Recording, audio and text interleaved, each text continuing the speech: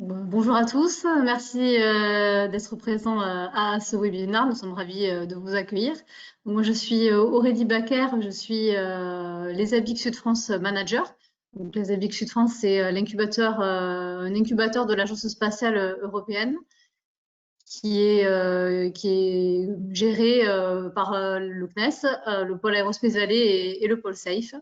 Et dans le cadre des activités du pôle Aerospace Valley, dans tout ce qui est entrepreneuriat, on a participé, on a géré, travaillé sur un projet européen qui s'appelait Astropreneur, qui s'est terminé récemment et qui avait pour but d'accompagner des startups liées au spatial à se développer et à être maturées pour pouvoir ensuite rentrer dans des incubateurs. Et ce projet se termine, mais on a la chance d'avoir un autre projet européen en France qui est géré par le pôle SAFE, et en particulier sur lequel Florin, que nous remercions d'être là aujourd'hui, est très impliqué.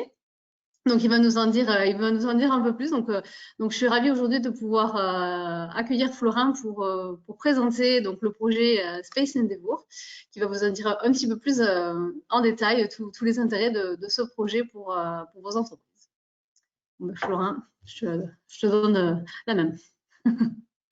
Euh, Bonjour à tous. Je suis content d'avoir cette opportunité ouverte par Aurélie ensemble avec mon collègue du pôle Safe, Loïc.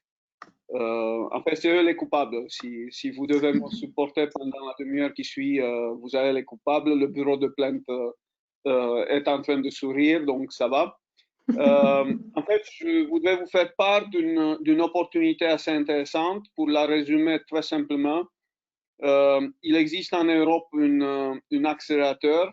J'anticipe sur mes slides maintenant, mais c'est important que vous sachiez qu'il existe en Europe un accélérateur. Je dirais un vrai, parce que bon, on est dans la France où des accélérateurs, il y en a partout, au point que malheureusement, ça devient accélérateur washing, il ne faut pas dire autre chose. Je coupe la polémique à ce niveau, mais cet accélérateur, 2 tiers des membres qui sortent avec une pilot use case, ils sortent avec des clients. Et ce qui est le plus important, le meilleur argent pour une startup, je ne vais pas vous le dire de trop, c'est bien l'argent du client. Et un tiers sort du programme d'accélération avec une moyenne de 1,5 million d'euros de levée. Donc, c'est un accélérateur que j'ai connu via une copine et collègue dans le European Innovation Council jury, où je suis membre aussi. Elle s'appelle Tania Suarez et c'est la prêtresse, the goddess of the IoT tribe. Ça s'appelle comme ça. Ça n'a pas à faire qu'avec du IoT. C'est au sens général, c'est du digital. Elle est active en UK, en Espagne et à Singapour, donc ça ouvre un peu la porte partout. Ce programme d'accélération chez elle dure 3 mois et il coûte dans les 100 000 euros normalement. 50 000 c'est payé par la startup et 50 000 par un corporate, une multinationale qui devient parrain parce qu'elle vous aime bien. Cette fois-ci, justement, l'opportunité, c'est de participer gratuitement. Pourquoi? Parce que dans le cadre de ce projet Space Endeavour, on donne la possibilité pour entre 36 et 40 startups de se faire accompagner gratuitement par l'accélérateur. Et quand je dis gratuitement, c'est bien gratuitement. Il n'y a pas de prise de capital, il n'y a pas de paiement, il n'y a pas de success fee à payer, il n'y a rien grâce au projet européen. Le projet européen, je vais commencer à dérouler le slide maintenant, ça s'appelle Endeavour Space Hub. C'est un challenge pour le Space Hub. Et je vous parle en tant que l'exécutif qui travaille sur le task qui s'appelle Work Package Free, le Technology Scouting. Donc, notre métier avec Loïc, qui doit être quelque part dans l'assistance, au pôle SAFE, c'est justement chercher de la technologie et des équipes au sein de toute l'Union européenne et les États associés, les présélectionner pour les injecter dans ce qu'on va voir une design studio qui va vous qualifier ou pas comme membre de la cohorte. Je commence à dérouler.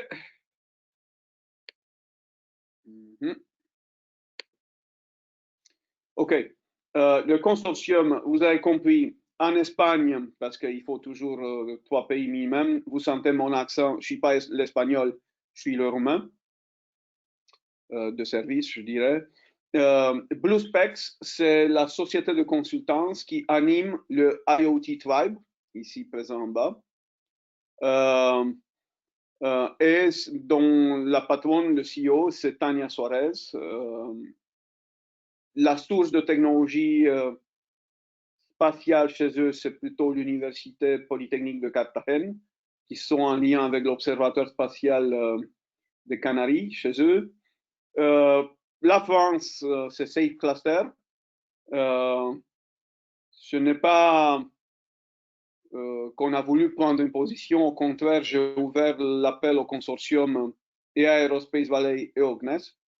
Bon, je ne sais pas qui s'est passé, mais en attendant, voilà, on collabore quand même. Et j'espère qu'on va collaborer encore mieux. Et du côté roumain, vous avez l'Université Polytechnique de Bucarest, qui est représentée par leur centre d'observation spatiale, Center for Earth Observation, qui est fait en commun avec l'agence spatiale allemande, le DLR, Deutsche Luftraumfahrt. Et l'écosystème digital, il est représenté par le Cluj IT Cluster, qui sont un peu, on est en train de parler d'eux comme la nouvelle Silicon Valley dans l'Europe de l'Est. Donc, il y a 30 000 informaticiens sur place qui travaillent au développement, mais aussi en AI et des choses comme ça. Et comme info, peut-être pour ceux qui connaissent, ils ont déjà généré en moins de 5 ans de leur existence une licorne valorisée à plus de 2,3 milliards maintenant, et je mentionne le UiPath. UiPath, ben, ça vient de la ville de Cluj. Donc il y a la deuxième licorne roumaine comme le Bitdefender, qui sont partenaires aussi dans le programme UiPath and Bitdefender. En fait, le tout, c'est que si jamais vous rentrez dans le programme, vous allez faire partie d'une communauté, d'une tribu, avec plus de 250 membres, où il y a une grosse majorité de startups, de PME, mais aussi une quarantaine de corporates, Rolls-Royce, Thales, Orange, et ainsi de suite. Et vous n'allez plus jamais être seul. C'est pas que je suis une fan de l'équipe de football de Liverpool, but you will never walk alone. C'est leur hymne. Bon, on va plus loin. C'était une call qui était dans le cadre de ce identifiant très, disons, alphanumérique, mais c'était une call de l'Union européenne qui a comme but de vraiment mettre sur le marché les technologies du spatial et aussi repérer des technologies du marché qui peuvent servir le spatial. Je ne vais pas insister dessus. Ça doit se faire en complémentarité avec les divers autres mécanismes de l'Union européenne. J'ai souligné en fait on doit générer de nouvelles initiatives qui complètent les instruments de l'Union européenne, comme le ESABIC, entre autres, comme le Copernicus, le Galileo Master, comme le projet Astropreneur aussi, dont vous sortez. Le tout doit aller sur trouver aussi des mécanismes de support financier ensuite. Augmenter le nombre de startups en Europe, ça c'est sûr. Mais surtout, nous, on est particulièrement intéressés à vous aider à croître, à augmenter votre chiffre d'affaires, vos effectifs, et de manière très rapide. C'est le vrai métier d'un vrai accélérateur. Ensuite, Voilà à quoi ça correspond. C'est un schéma un peu compliqué pour vous expliquer qu'en réalité, on essaye de mettre ensemble la communauté de l'espace avec la communauté du digital et on veut les faire se rencontrer par ce qu'on essaye d'appeler Organize the Serendipity. Je sais que la serendipité, elle n'est pas organisable, mais en tout cas, disons, on est en train de vouloir ouvrir les chakras pour que la rencontre entre le monde digital et le monde spatial puisse avoir lieu. Le centre de l'attention, c'est les startups et les scale-up, comme on dit, les compagnies en croissance dont on veut encore accélérer. Le tribu, il contient déjà les 40 corporates à ce niveau-là, mais sachez que dans le tech game, en fait, à la fin de 3 mois d'accélération, il y aura une journée dédiée qui s'appelle le Tech Game. Et bon, ben, Tania, elle arrive à faire venir autour de 60 à 80 investisseurs potentiels entre les business angels et les VC. Là, elle est très forte et surtout, elle profite de milieux d'investissement londoniens qui est vraiment connu, fameux.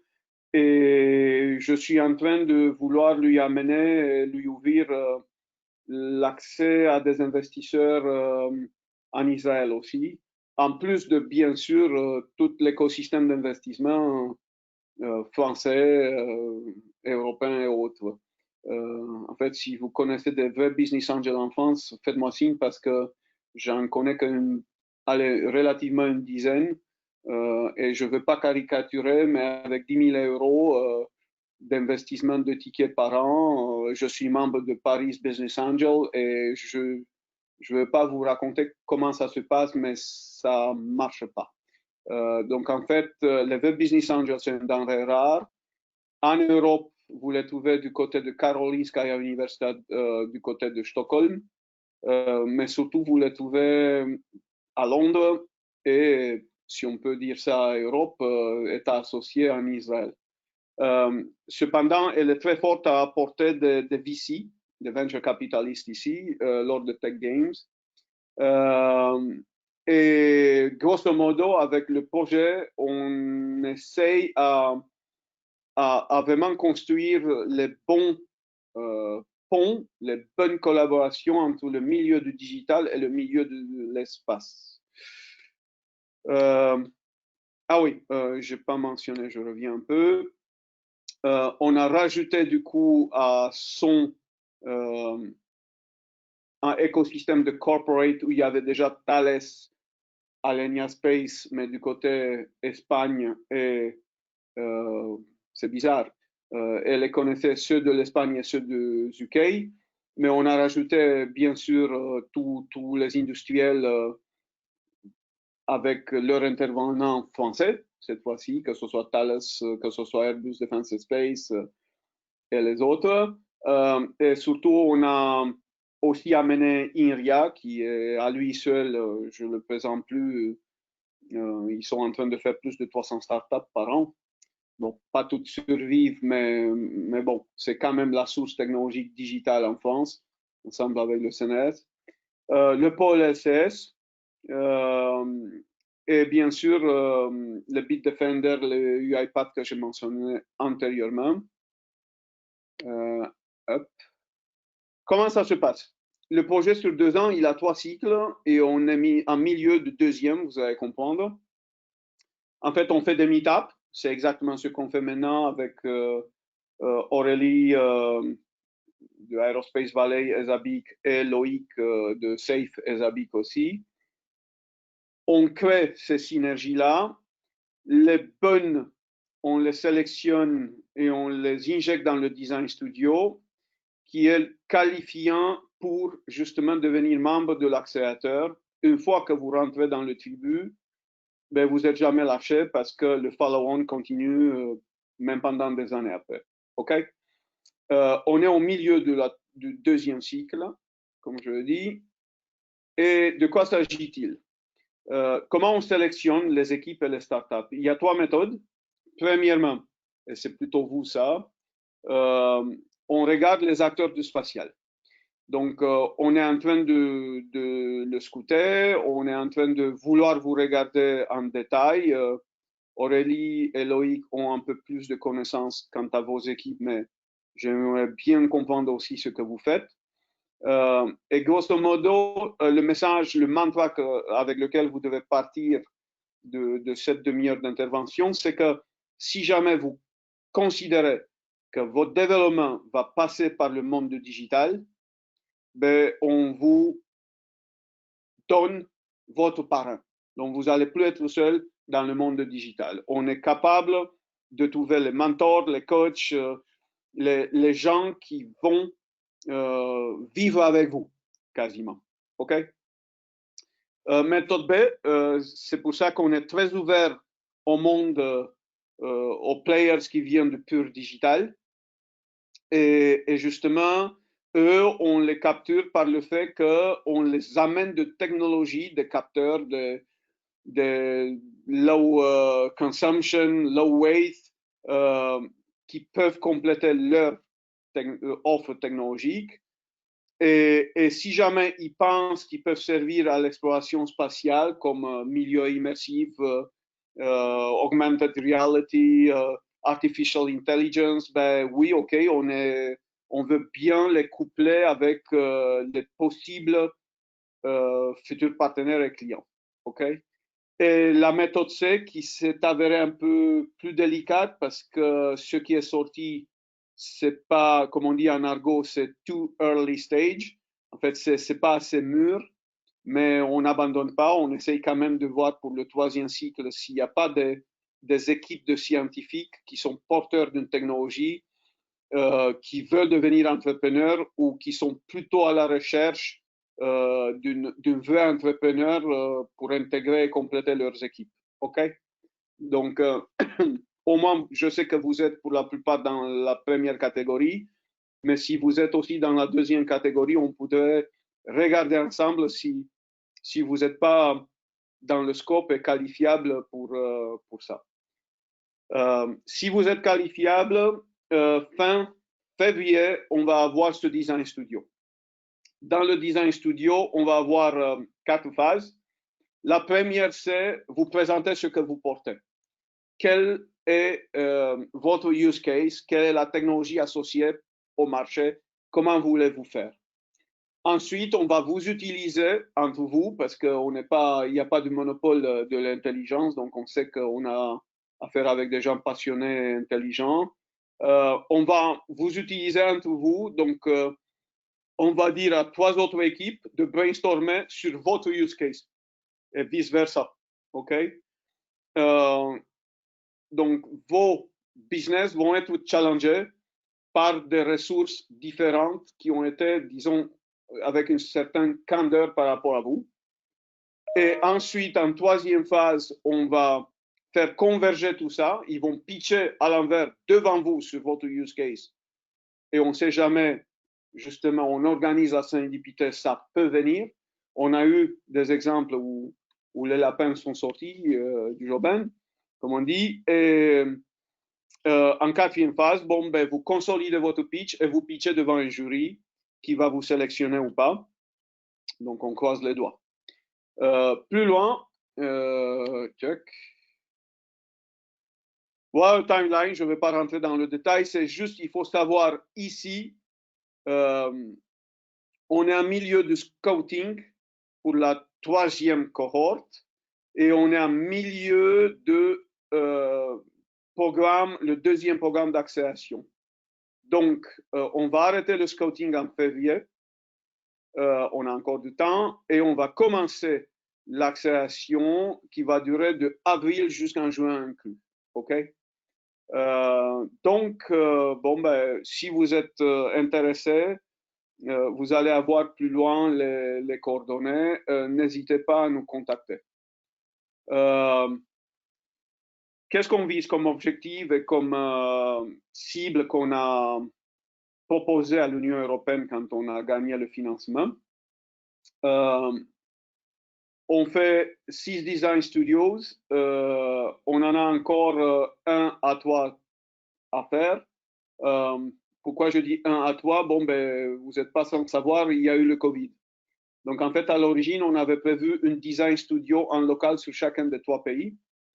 Et finalement, les design studios, la première édition, on a fait 3 design studios online. La deuxième édition, on a bondi sur le fait que ESA nous a invité. Ah oui, on a un partenariat du coup avec ESA sur cette activité-là. Et ESA nous a invités pour faire une side event to the Philab Week de ESA. Et donc, du coup, on a profité, on a fait une seule design studio, mais ouvert généralement au niveau européen. Donc, on n'a pas encore défini en fonction de ce qu'on va avoir comme entrée, si on fait à nouveau une design studio par pays ou un grand design studio où on réunit toute l'Europe. Le nombre de participants, donc on a eu déjà 21. En fait, les dernières 8 sont en train de se faire accélérer. Et donc, on peut prendre encore 9 à 12. 12, c'est le maximum parce qu'on ne peut pas gérer plus. Participants dans la 3e cohorte. Sur les 21 participants, ce qu'il faut retenir, c'est qu'on a eu 7 qui ont levé de financement dans les 6 mois qui viennent de passer, et du financement en moyenne à 1,5 million. Pareil, sur les 21 participants, on a 14 qui ont des clients.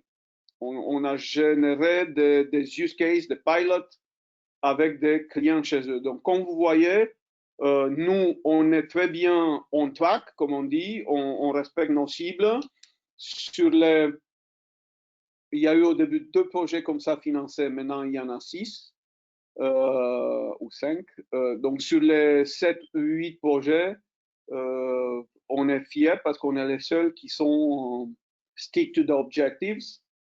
C'est une grande première aussi pour la commission sur ça. Et on est en train de chercher des instruments pour prolonger l'activité. OK? Bon, comme j'ai promis que je vais finir vite, mais voilà, j'ai fini. Vous avez ici les contacts de Safe Cluster, parce que j'imagine que les contacts d'Aurélie, vous les avez. Je vous remercie pour votre attention et je suis disponible pour répondre à des questions, éventuellement à rentrer un peu plus en détail. Donc, floor is yours, comme on dit.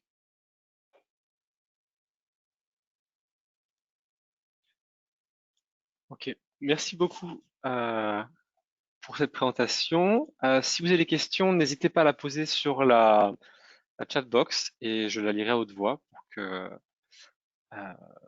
Florent Pone puisse nous répondre. Chat. Bon.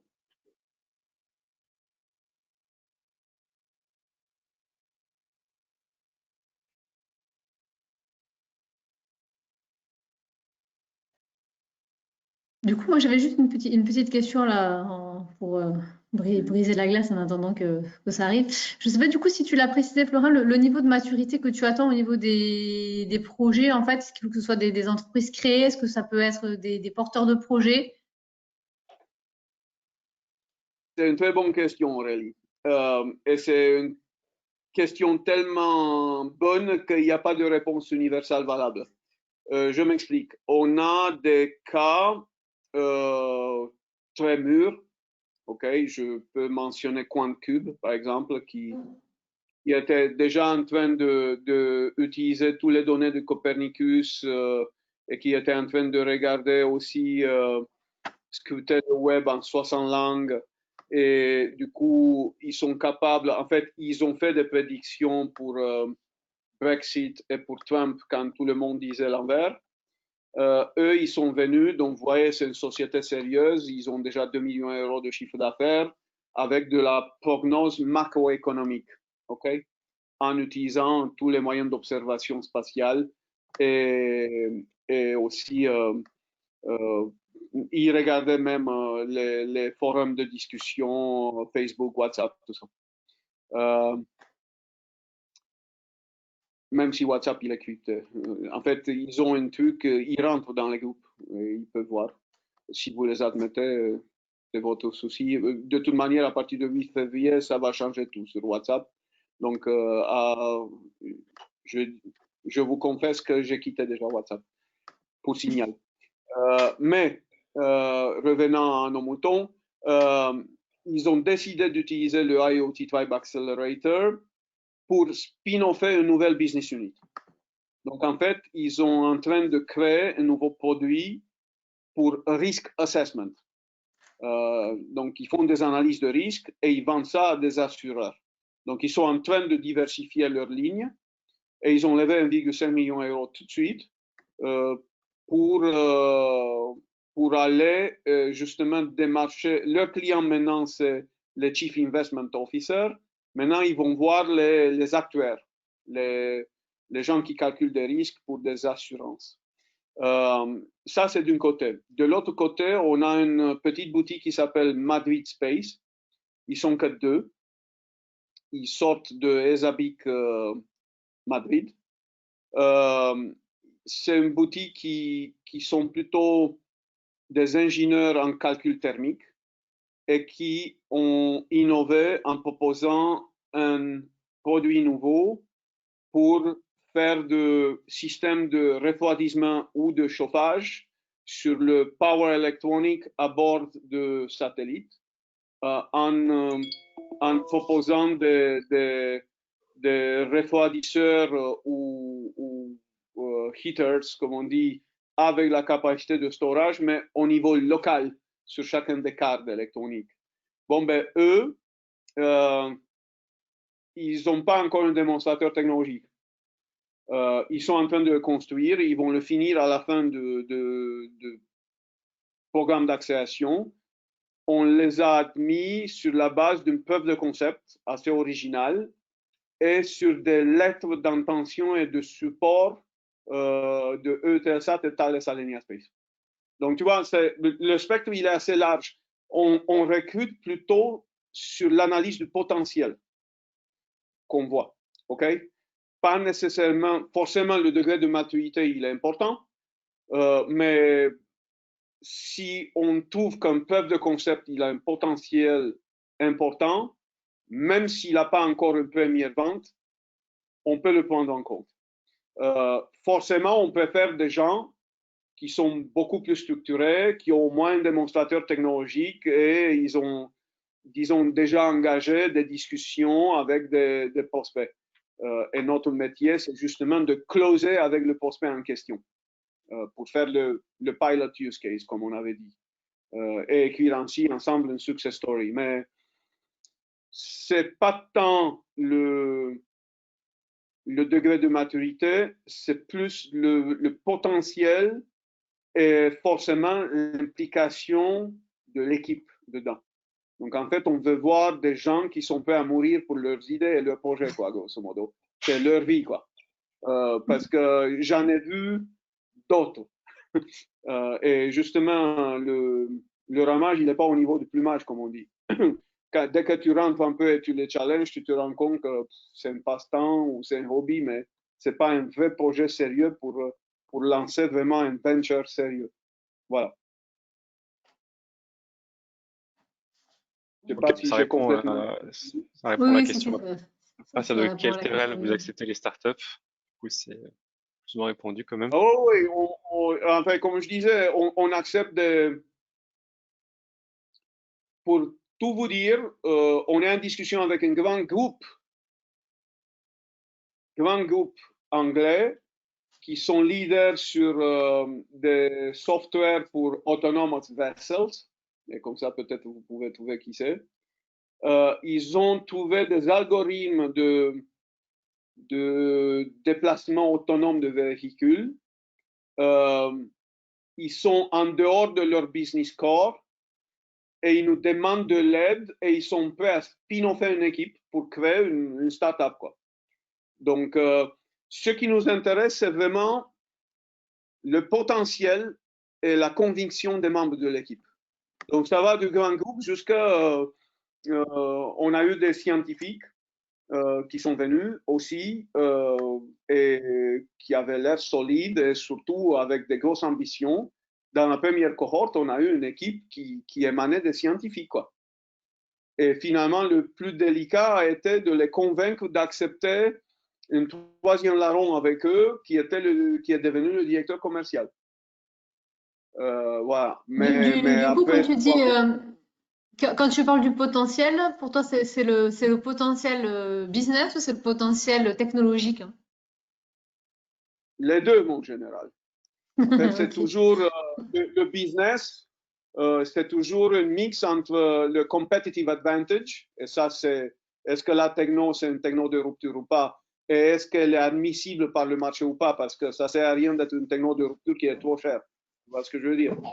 Donc, en Oui. fait, c'est sûr, je ne sais pas si vous avez l'habitude de Blue Ocean Strategy, on est à la recherche des équipes avec des technos qui veulent créer des lagons bleus, quoi.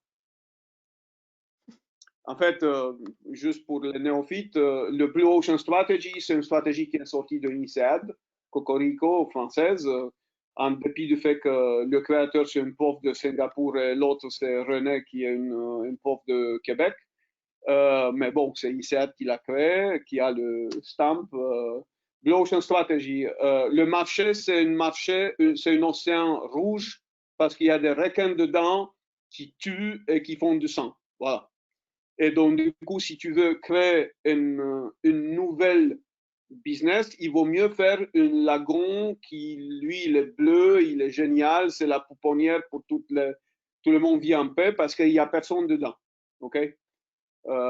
Et c'est ce qui marche généralement le mieux, quoi. Donc, vous voyez, l'exemple le plus simple à comprendre de Blue Ocean Strategy, c'est les hôtels Formula 1 qui, au début, quand ils se sont lancés, ça n'existait pas le concept de hôtel sans personnel, quoi, sans réception, sans rien, tout automatisé, et pourtant pas cher, très propre, très sommaire, mais très propre. Voilà. Donc, en fait, le competitive advantage et la motivation de l'équipe de pousser la techno sur un marché donné, ça nous est arrivé dans la première cohorte de complètement changer le marché. Voilà. Et là, par exemple, vous voyez, dans la deuxième cohorte, on a une petite équipe qui porte une intelligence artificielle explicable.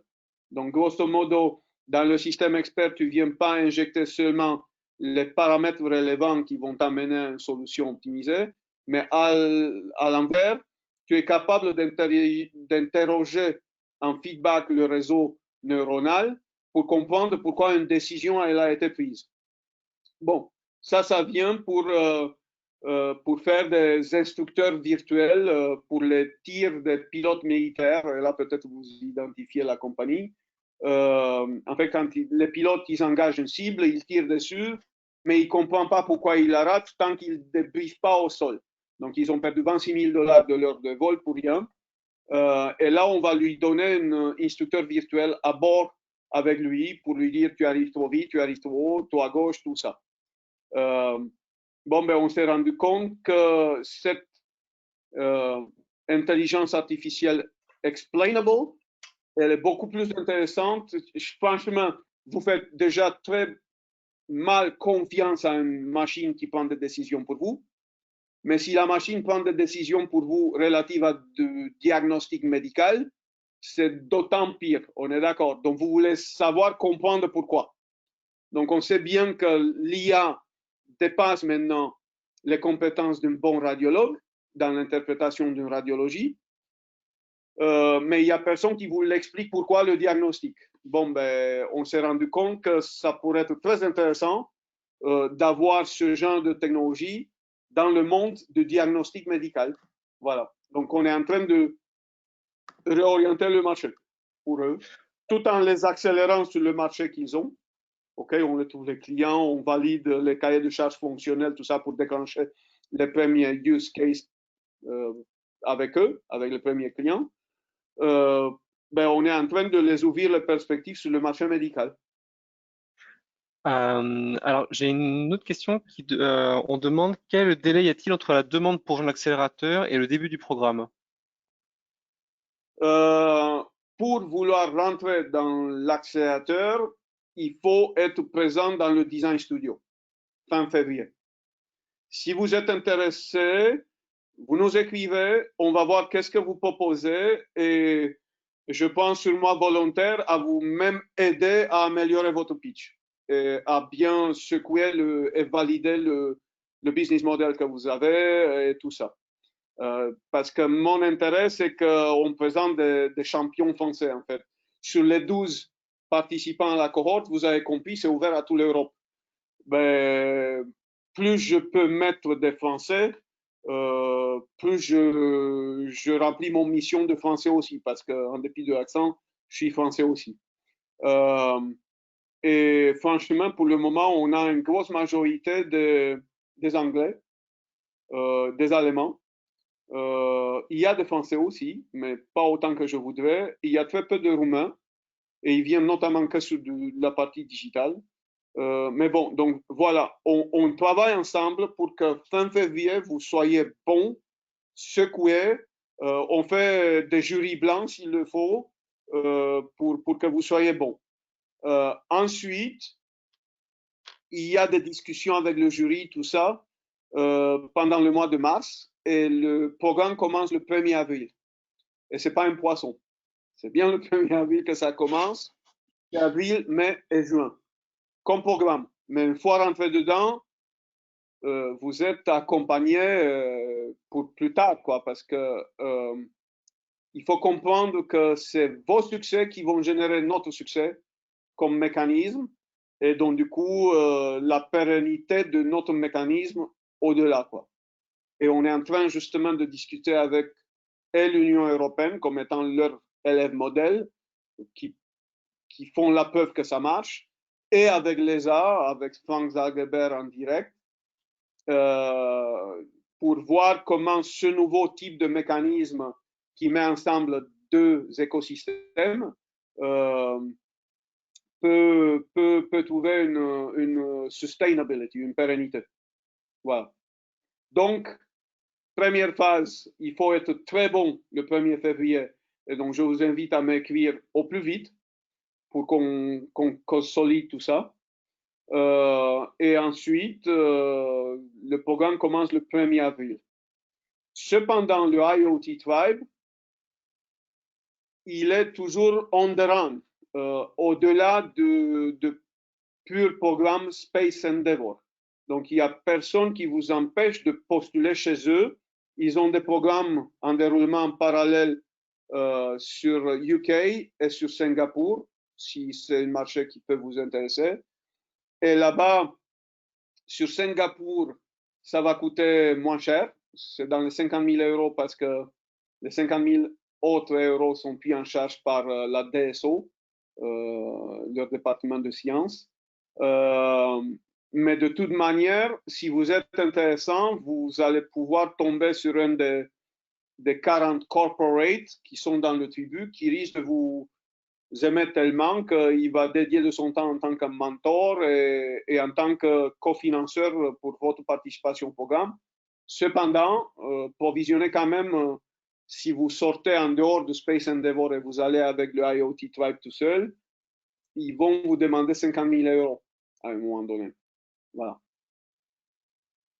Donc, l'opportunité pour entrer de manière gratuite, c'est la cohorte qui commence le 1er avril. Ok.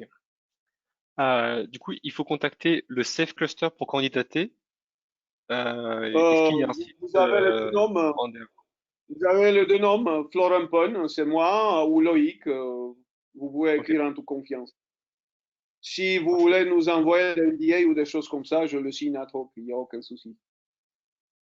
C'est pas le but. En fait, on n'est pas là pour. Justement, ça nous est arrivé avec Madrid Space. On s'est rendu compte qu'il parle de manière trop nonchalante. Donc, on l'a coaché tout de suite avec IP. On lui a mis un expert dedans. Ils ont un NDA maintenant qu'ils envoient systématique.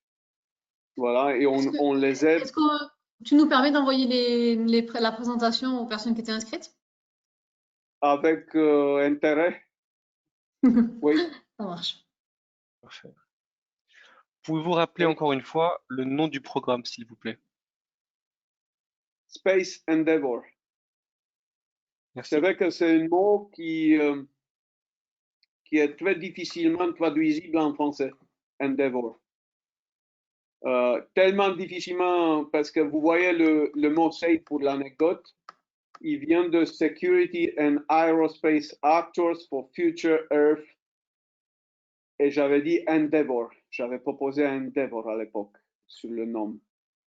Bon, en bon français, on a coupé Endeavor et on est resté très présomptueux, je dirais. Du coup, les accuse d'arrogance à la française parce que ça donne Security and Aerospace Actor for Future Earth, KMA. Okay? Donc là, on s'est dit, nom de Dieu, mais bon. Je ne pouvais pas m'opposer parce que j'étais entouré que des Français pur souche qui ne comprenaient pas les nuances du mot Endeavor. Endeavor, c'est un challenge associé à un rendez-vous. Donc, c'est comme si je prends un rendez-vous, mais un rendez-vous avec un objectif et un challenge au bout. Voilà. Donc, c'est ça qui est sympa.